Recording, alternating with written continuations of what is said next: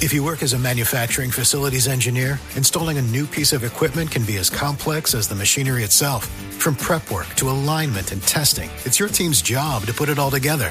That's why it's good to have Grainger on your side. With industrial-grade products and next-day delivery, Grainger helps ensure you have everything you need close at hand through every step of the installation. Call 1-800-GRAINGER, click Grainger.com, or just stop by. Grainger, for the ones who get it done.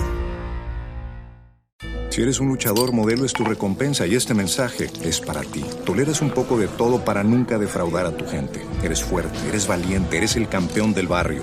Eres una máquina de chambeo, una fuerza de la naturaleza. Contigo nadie se mete. Eres un real, un leal, un motor de productividad. Eres un luchador y Modelo es tu recompensa. Te has ganado hasta la última gota de esta rica lager dorada. Así que ponla en alto.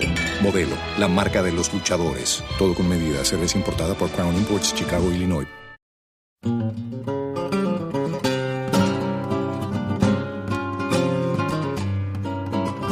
Las palabras del cuerpo, especial de la Feria Internacional del Libro de Bogotá 2025. En la Feria del Libro tenemos una invitada desde México con quien vamos a hablar sobre su libro AA, Manifiesto sobre la Diversidad Lingüística.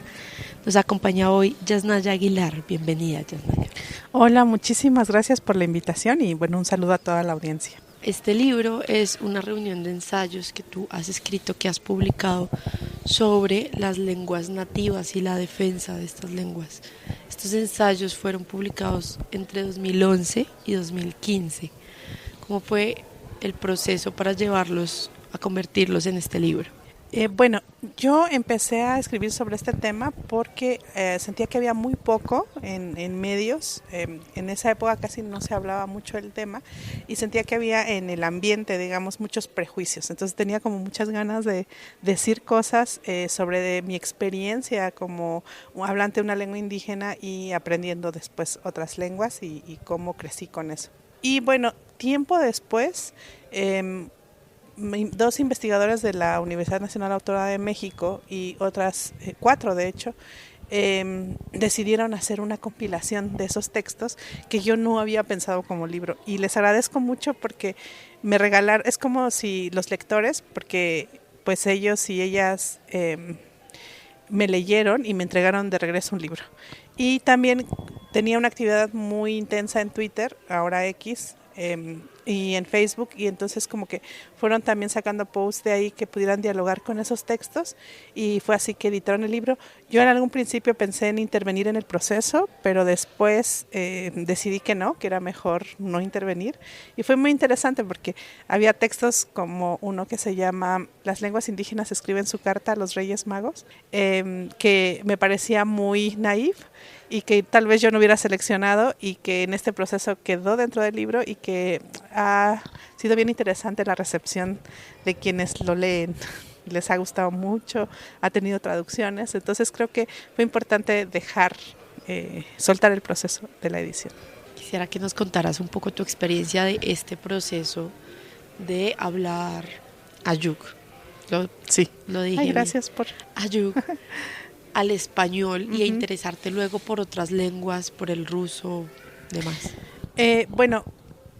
Yo crecí en un ambiente en esa época, eso ha cambiado muy rápido lamentablemente, en el que casi toda nuestra vida cotidiana estaba en ayuk. Y conocí otras lenguas como de poblaciones aledañas que hablan otra lengua que se llama zapoteco.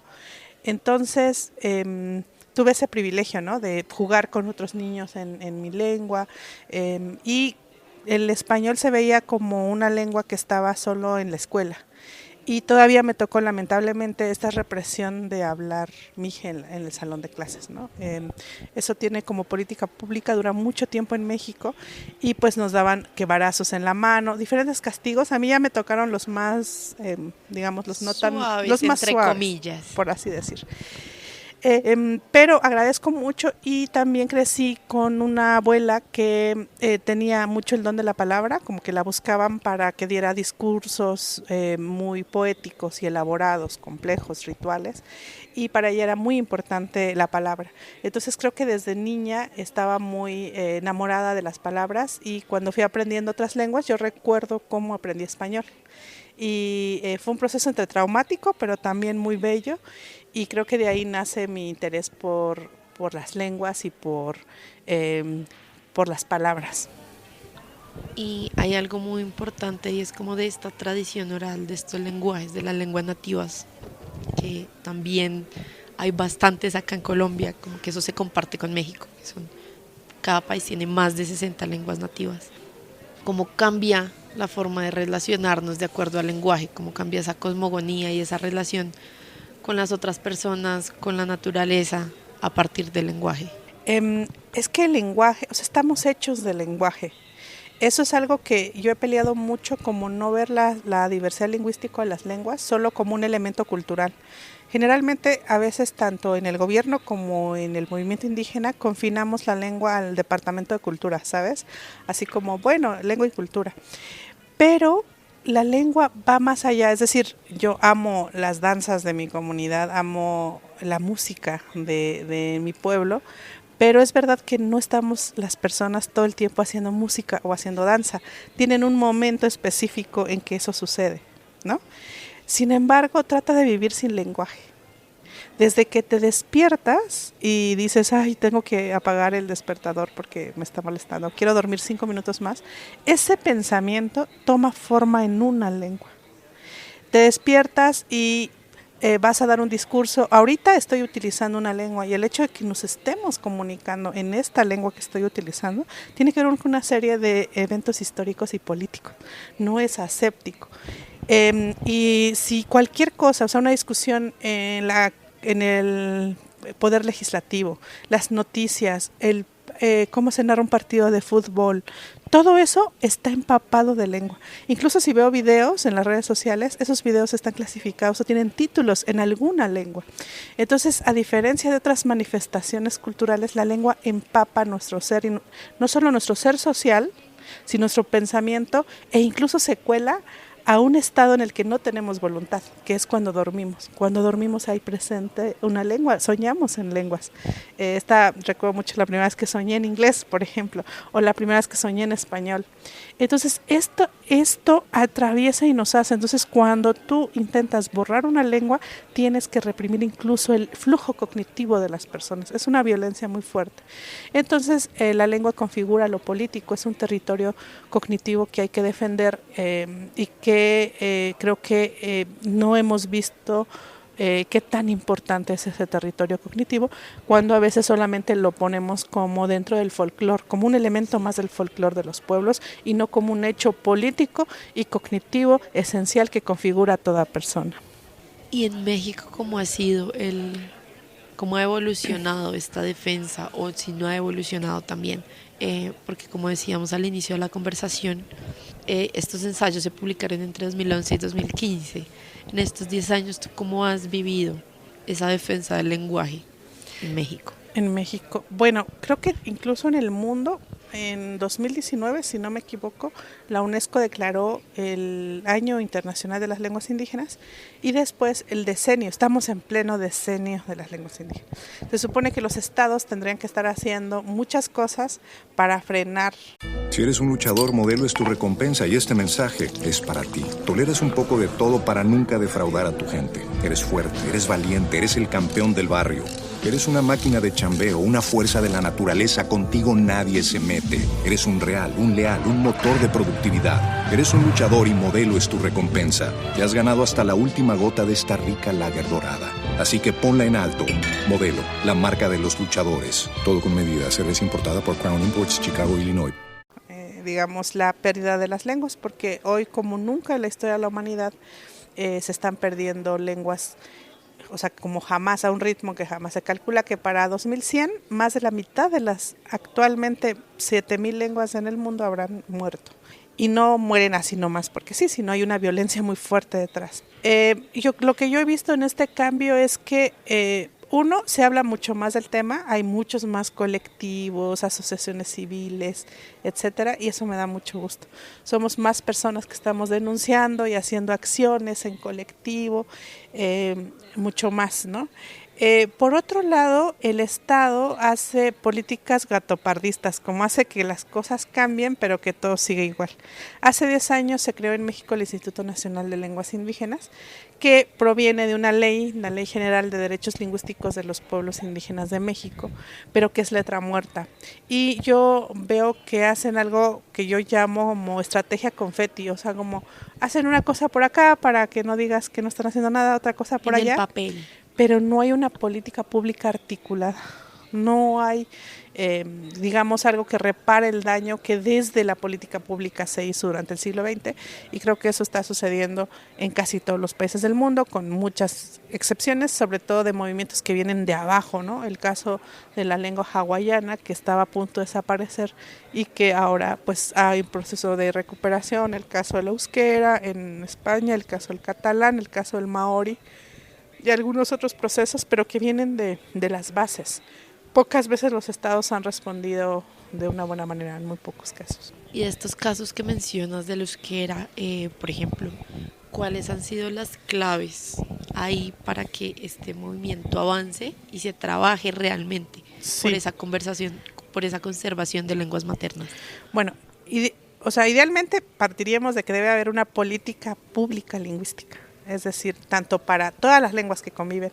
En México, por ejemplo, además de las lenguas indígenas, se habla el Plotij, que es la lengua de la población menonita, se habla romaní, la lengua de la población gitana, se habla véneto, que es una lengua de una población que emigró desde la península itálica en el siglo XIX.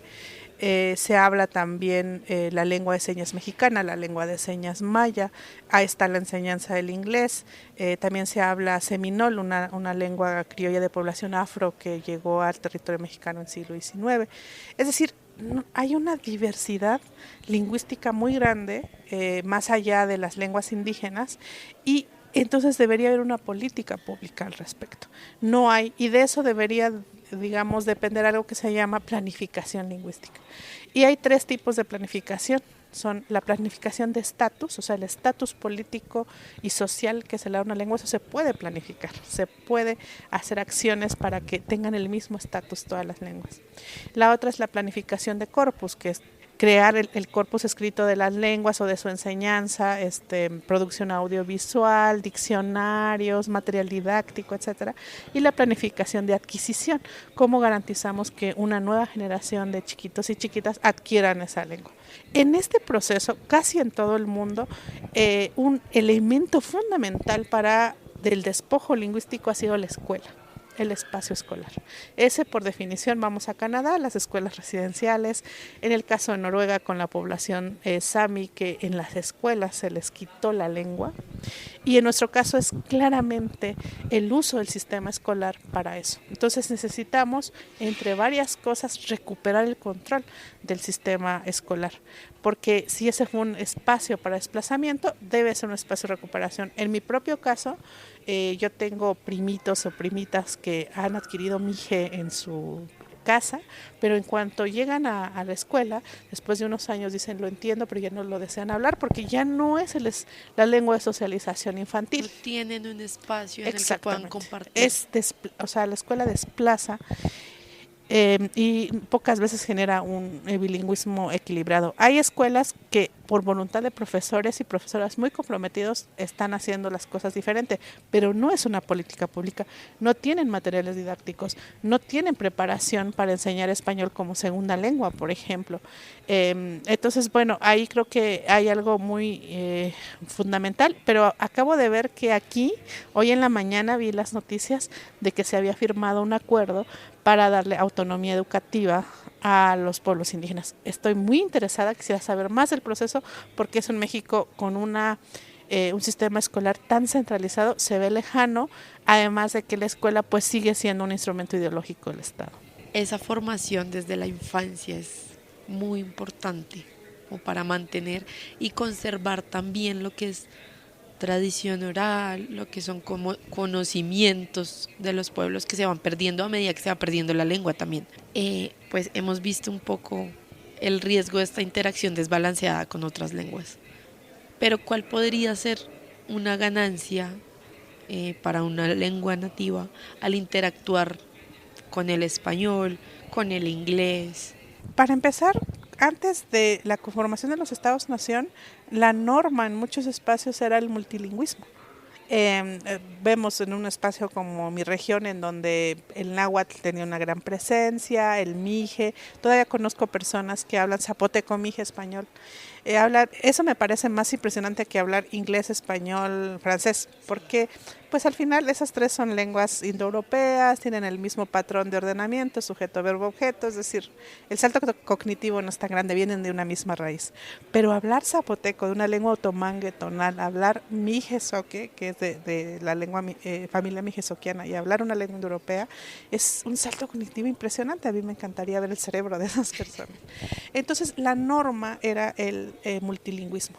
Como vemos, no es culpa del español, por así decirlo, como lengua, sino de las relaciones de poder detrás de las lenguas. La primera vez que yo fui a Los Ángeles y escuché a personas que ahí hablan español y que sus hijos e hijas hablan español, y los retos que les implicaba ir a la escuela eran muy parecidos a los que yo había sufrido.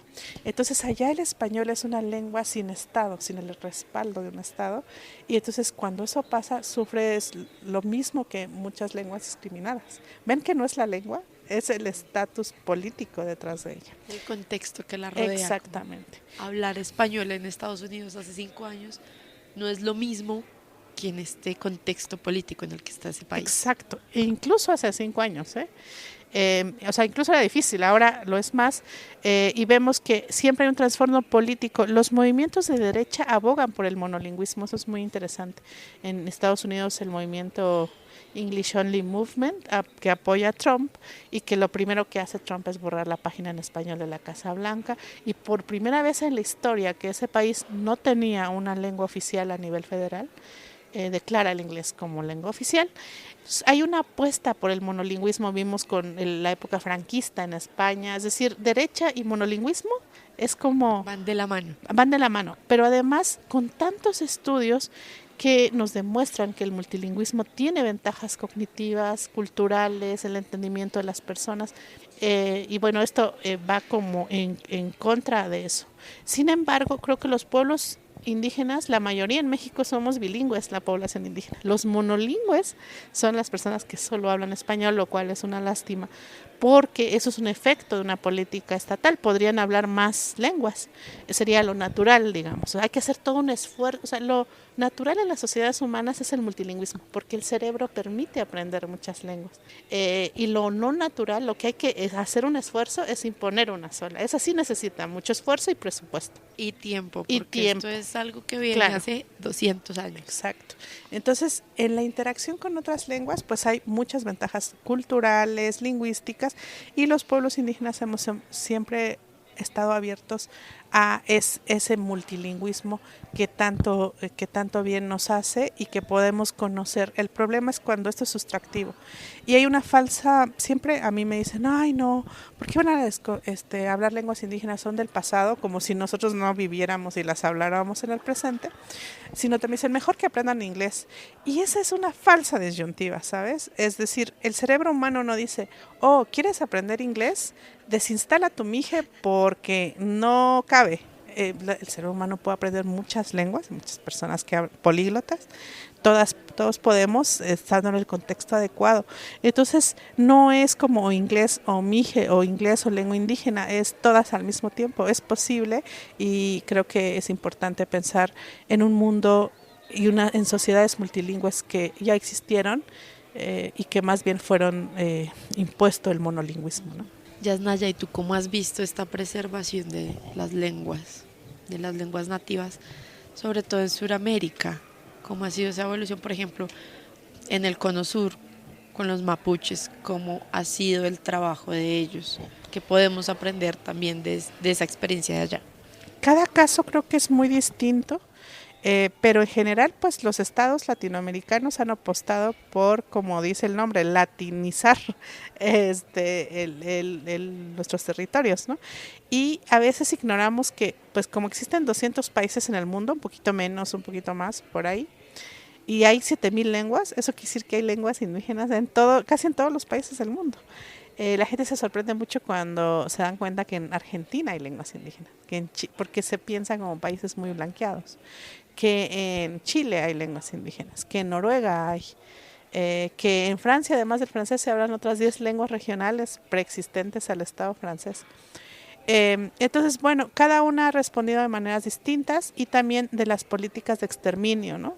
O las políticas del famoso mestizaje, que también son políticas blanqueadoras.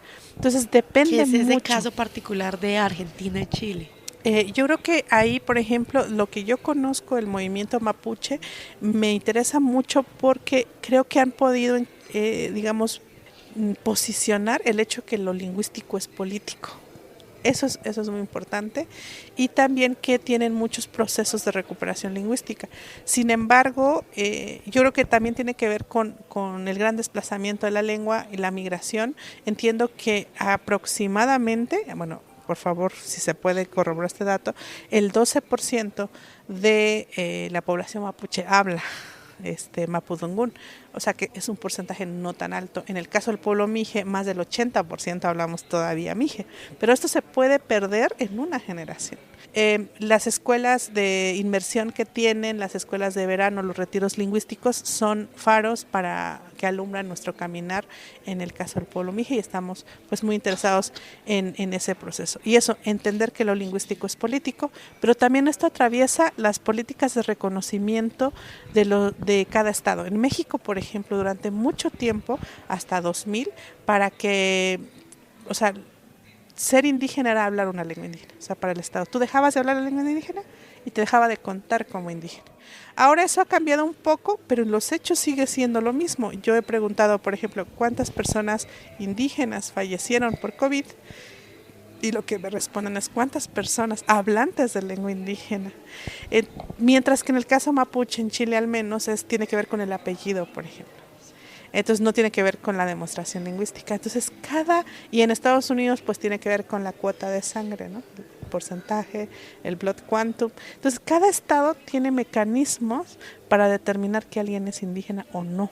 Y cuando pasa por lo lingüístico pues se politiza mucho, como en el caso de México. Claro, y el tema de las estadísticas cambia. Exacto. Y aparte es el Estado diciendo quién es o quién no es.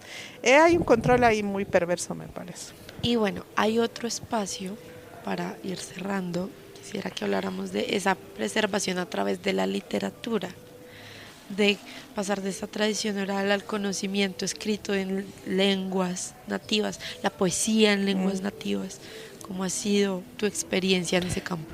Bueno, yo quiero, como al principio, como decir que todas las lenguas del mundo pueden tener tradición escrita y todas tienen tradición oral. Mientras que nos lamentamos, digamos, esta lengua no se escribe, o sea, hay posturas así que ponen lo escrito en el centro, pero no nos lamentamos que una gran parte de la tradición oral del español se está perdiendo.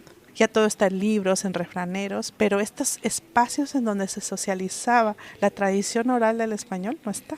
Y la tradición oral, que yo prefiero llamar la tradición de la memoria, porque no solo está en la oralidad, o sea, no cuando dejo de hablar se pierde, sino está en la memoria, es muy valiosa y contiene conocimientos distintos a los de la escritura y tiene otras ventajas. O sea, la tradición de la memoria no la puedes quemar como una biblioteca, o dar un apagón como en la parte digital.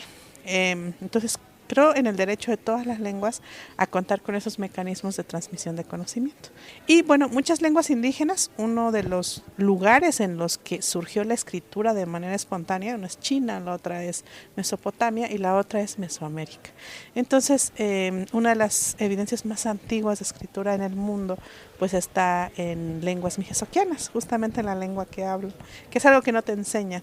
Entonces siempre hablamos de una tradición escrita interrumpida en el siglo XIX con el establecimiento del Estado mexicano, que prohibió que la escritura de lenguas indígenas tuviera estatus oficial. Entonces, bueno, hay lenguas indígenas que tienen tradición escrita y tradición oral o tradición de la memoria, y también las lenguas occidentales. Muchos de los cuentos de los hermanos Grimm no son de los hermanos Grimm, vienen de una tradición oral, de una tradición de la memoria que ya no se ejerce y que está en Disney nomás. Y creo que eso es muy lamentable. Claro, con las alteraciones del caso. Ahora, también todas las lenguas del mundo ejercen la función poética, o sea, la poesía, la poética, claro, no cada tradición tiene géneros poéticos distintos. O sea, en Occidente pues tiene novela, cuento, etcétera, ensayo, y cada tradición tiene su división de géneros, y estos se ejercen desde la memoria, pero también últimamente ha habido un cruce en donde autores de pueblos indígenas han tomado la escritura y escrito en los géneros del canon occidental. Eso ha sido muy importante y muy interesante. Hay un diálogo ahí, pero del otro lado no hay. O sea, no es que Occidente, ¿sabes? O hay una apropiación, en todo caso, folclorista. Pero, como siempre, ¿no? Desde acá sí cruzamos ese puente cultural, y creo que cada vez hay mayor, y bueno, es de larga data en realidad, si rastreamos el uso de esta escritura en abecedario latino, para crear en géneros de la literatura occidental, pues tenemos en realidad ya mucho tiempo de eso, ¿no? Y en México por lo menos hay una gran emergencia ahora de mujeres indígenas escribiendo en sus lenguas poesía, y me siento muy orgullosa de poder conocer a varias de ellas y de poder estar compartir espacio y tiempo en este boom que se está dando en México.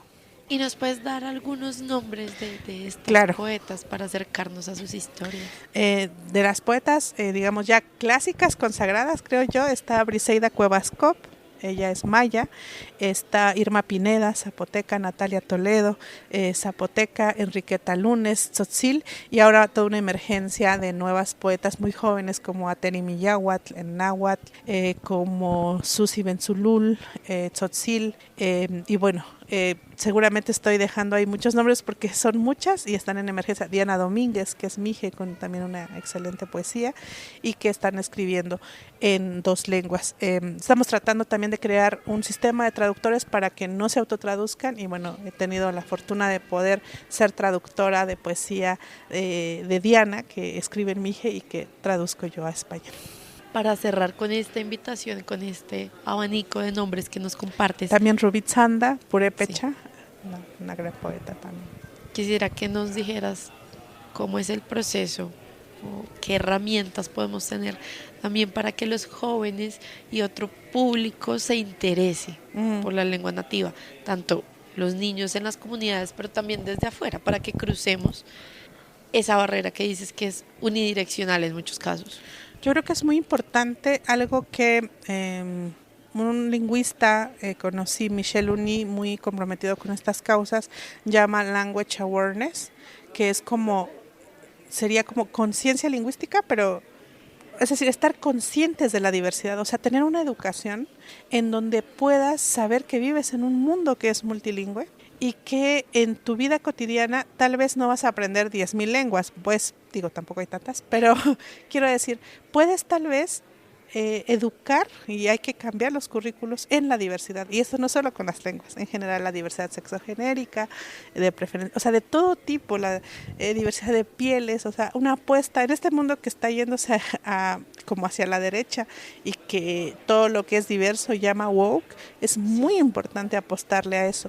Entonces podemos, como decía Michelle, podríamos tal vez aprender donde es un poco raro que la gente, no sé, entrevistas en la calle a personas en la Ciudad de México y le dices, oye, un dato básico de tu país, ¿cuántas lenguas se hablan en tu país? Y no lo sepan. Entonces desde ahí, de saber dónde se hablan, cuál es la lengua más cercana indígena, la lengua indígena más cercana a donde vives, cuál es, qué características tiene, en qué partes del país se hablan, cómo se llaman. También tal vez aprender a hablar tal vez aprender a leer en otra. no tenemos que, digamos, hablar todas, sino tener diferentes accesos. Tal vez puedes aprender una canción de cuna en una de esas lenguas, a saludar en otra, tal vez aprendes a contar en otra, tal vez una adivinanza en otra, un poema, tal vez escuchas música en diferentes lenguas de tu país. Entonces, yo creo que es posible tener una sensibilidad a la diversidad lingüística, dejarla de ignorar y saber que está ahí, y además es un disfrute impresionante. Cuando tú aprendes de otras lenguas, tú te transformas, porque te digo, es un bicho cognitivo, entonces no hay manera de que quedes intocado, no sé cómo decirlo, de que te quedes sin ser transformado o transformada cuando aprendes algo de otras lenguas. Te impregnas de eso. Claro, sí, y además entiendes mucho más la realidad, te amplía una visión de la realidad, de cómo se habla del tiempo, por ejemplo. Siempre me gusta dar mucho este ejemplo, como en español, en las metáforas lingüísticas del tiempo, el tiempo se usa siempre el espacio, igual que en muchas lenguas, y pensamos en el tiempo como una línea horizontal en donde el futuro está adelante y el pasado atrás, ¿cierto? Sí. Decimos, tienes un futuro por delante, aunque el futuro no está adelante, es tiempo. Y deja a tu ex en el pasado, déjalo atrás. Y en otras lenguas esas metáforas cambian, como en Aymara, lengua que se habla en el cono sur, en donde el futuro que no conoces queda atrás y el pasado que ya viviste queda adelante. O en el caso de la lengua mije, en el que la línea del tiempo no es horizontal, es vertical y el futuro viene cayendo de arriba y te va atravesando. Entonces, empiezas a ver el mundo, el tiempo, el espacio de otras maneras, y claro que distinta. También puedes unirte a luchar contra la opresión que sufren estos pueblos históricamente, porque entiendes más. Yasnaya, pues muchas gracias por este espacio, por estas reflexiones, por de nuevo este abanico de nombres que nos compartes, que es sin duda un llamado a la curiosidad, pero a una curiosidad con conciencia. Gracias, y también invitamos a nuestros oyentes a conocer a Manifiesto sobre la diversidad lingüística para profundizar mucho más en este tema de la mano de Yasnaya. Muchas gracias, y bueno, pues invitarles, es un libro que es muy que no es tan teórico, sino es más como de la experiencia, y espero que lo disfruten. Muchas gracias por la invitación, y bueno, siempre un placer estar aquí. Y bueno, hace tiempo en Medellín escuché en el museo unos cantos en vera bellísimos, y bueno, espero que todo el mundo pudiera disfrutar, aprender, saber de ellos. Gracias, Yasnaya.